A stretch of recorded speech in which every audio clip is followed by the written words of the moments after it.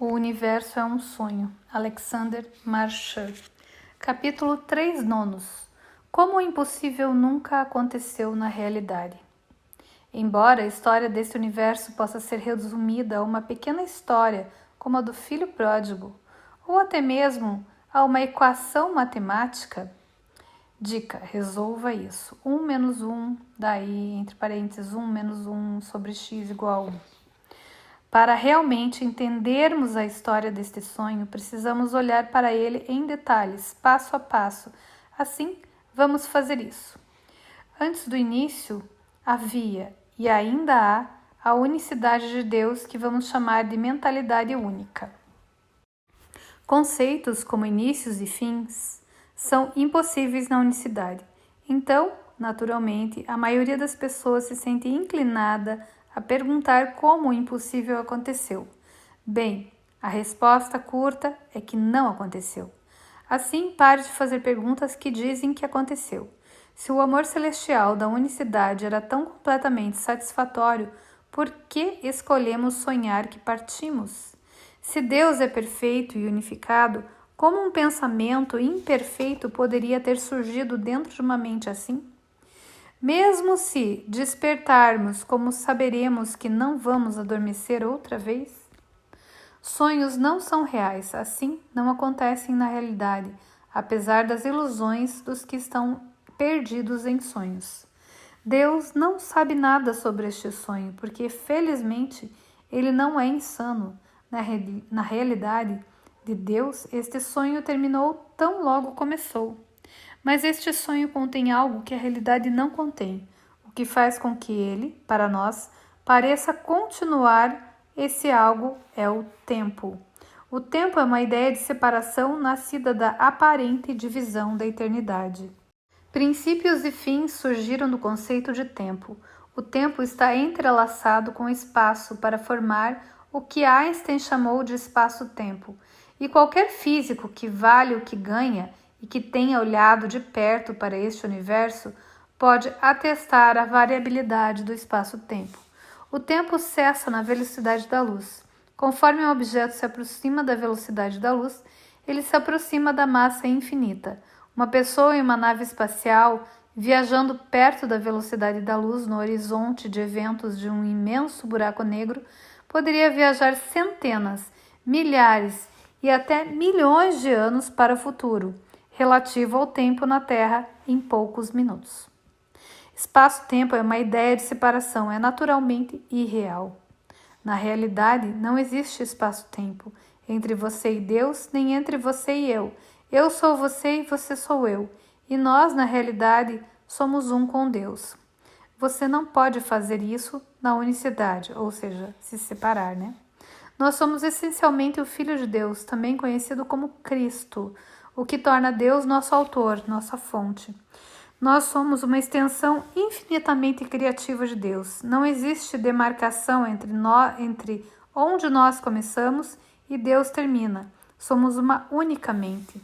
Nada do que Deus não conhece existe, e o que Ele conhece existe para sempre, imutavelmente. Permita que essa declaração seja absorvida por um momento. Assim como os pensamentos que pensamos estão em nossa mente, nós estamos na mente que nos pensou. Deus, portanto, o que existe dentro da mente de Deus é para sempre um, eternamente unido e em paz. Mas, neste exato instante, estamos tendo um sonho de algo diferente. É a mentalidade múltipla. Esse sonho é uma percepção e uma criação equivocada. Criação é a unicidade com Deus e assim sempre inclui a Deus. Mas este sonho é uma tentativa insana de inverter a criação através do que tentamos criar algo separado de Deus. Tudo começou com uma ideia diminuta e louca. E se? Aquela ideia diminuta e louca surgiu da forma inocente, mas, apesar disso, foi uma ideia louca. Foi tão louca que nós ainda não ultrapassamos. Continuamos a repeti-la a cada microsegundo de cada dia. Aquela louca ideia é o que mantém esse sonho aparentemente funcionando. E se? Aquela louca ideia foi a ideia de ter um pensamento que não fosse compartilhado com Deus. Foi um pensamento de ser separado de Deus e, portanto, especial. E se eu tivesse mais do que tudo isso, do que tudo? E se eu tivesse um pensamento particular separado de Deus? E se eu fosse especial? Do ponto de vista da unicidade, isso é impossível. Um pensamento assim é o cúmulo do absurdo. Pensamento privado, absurdo.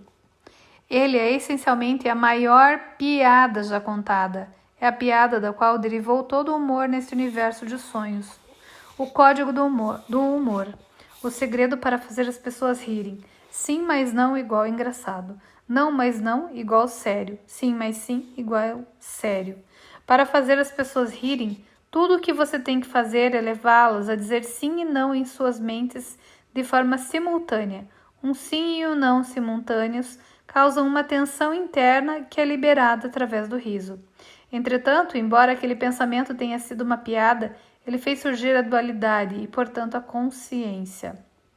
Ele fez surgir a ideia de nós contra Deus, como duas mentes separadas, versus o confronto final. Ele transformou a mentalidade única em apenas uma memória, e com a mentalidade única, apenas como uma memória, nossa mente tornou-se dividida entre uma mente certa e uma mente errada. Daí tem Deus, a mente, a certa e a errada, como o yin e yang. Nossa mente certa reteve a memória de Deus como realidade, enquanto nossa mente errada acolheu a ideia da separação como realidade. Uma nota. Não confunda a ideia da mente certa e da mente errada com os hemisférios direito e esquerdo do cérebro físico. O cérebro físico é um efeito da mente dividida e, portanto, de forma alguma é sua causa. Mente certa versus mente errada. Mente certa. Emprestando um termo da terminologia cristã, vamos chamar nossa mente certa de Espírito Santo. O Espírito Santo é a voz pela unicidade. O Espírito Santo também poderia ser chamado de nosso ser superior ou verdadeiro. É o ser com o qual Yeshua se identificou. O mesmo, unificado, um inteiro, símbolo do Espírito Santo. A mente errada. Emprestando um termo da terminologia psicológica, vamos chamar nossa mente errada de ego. O ego é a voz pela separação, divisão, conflito e individualidade. O ego é aquilo que geralmente nos referimos quando usamos a palavra eu. Individual, único, especial, separado. É o símbolo do ego. Com a divisão da nossa mente veio uma escolha consciente. Ficar do lado do Espírito Santo e dissipar a absurda ideia da separação através do riso, ou ficar do lado do ego e levar a ideia a sério? A interpretação do Espírito Santo sobre a ideia da separação era, e ainda é, dissipá-la através do riso, reconhecendo sua absurda irrealidade em relação à verdade. A unicidade vai até a unicidade e diz: engraçado ver dois aqui. Ha, ha, ha, ha, ha. Entretanto, a interpretação do ego sobre a ideia da separação foi e ainda é levá-lo a sério. Tão engraçado que me esqueci de rir. Então é óbvio, nós tolamente escolhemos levar a piada a sério e assim tomamos o partido da mente errada do ego. É por isso que aparentemente estamos aqui hoje. O código do humor? Sim, mas não engraçado. Não, mas não sério. Sim, mas sim sério. Ilusão igual a sim. Ilusão mais não igual a engraçado. Ilusão mais sim igual a sério. E a razão pela qual acabamos levando a piada a sério foi que o ego veio com uma ideia que achamos tentadora. Você pode ter sua própria identidade, portanto, pode ser muito especial. Você pode essencialmente ser Deus e ser seu próprio autor. Nós gostamos da ideia de sermos nosso próprio autor e, portanto, escolhemos seguir a liderança da mente errada do ego. Sim, siga-me. Escolhendo seguir a liderança do ego, reprimimos nossa mente certa, o Espírito Santo, certa e errada. Consequentemente, perdemos nossa sanidade e as coisas começaram a ficar assustadoras. Lasciate ogne speranza voi centrate. Escolhendo o ego, escolhemos uma coisa auto-inventada, odiosa, construída de culpa. Assim, Desnecessário dizer, escolhendo o ego, começamos a ter todos os tipos de ideias loucas. Isso foi assim porque naquele momento estávamos acolhendo a ideia da dualidade com força total. Tudo que tínhamos conhecido em nossa unicidade com Deus subitamente foi contrabalançado por uma ideia oposta. E aqui tem um monte de palavrinhas tipo ausência, presença, aceitação, recusa, todas são antagônicos, né? Opostos. Começamos a acreditar que destruímos o céu e matemos Deus. O ego interpretou essa ideia para nós como pecado. Com a crença no pecado veio o conceito da punição e, portanto, o medo. Isso fez com que Deus parecesse nosso inimigo. Aqui jaz Deus, o zumbi assassino que vai se levantar da tumba e buscar uma vingança pior do que a morte contra nós. Tudo isso era incrivelmente insano e falso, mas estávamos acelerando rapidamente para as profundezas escuras da insanidade. O amor completo de Deus foi substituído pelo insano auto-ódio. Acredito que o que Deus criou pode ser mudado pela minha própria mente. Em segundo lugar, acredito que o que é perfeito pode ser tornado imperfeito ou em falta.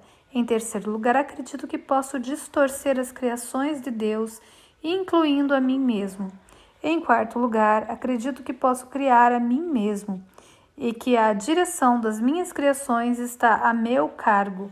Eu sou separado. A verdade é diferente para todos. Todos são separados, com conjuntos de pensamentos e valores separados. Existem graus de verdade entre as ilusões, tornando algumas aparentemente mais reais e invencíveis do que outras. Então todos têm que pecar e, portanto, merecem ataque e morte. Blá blá blá, continua aqui num círculo estranho.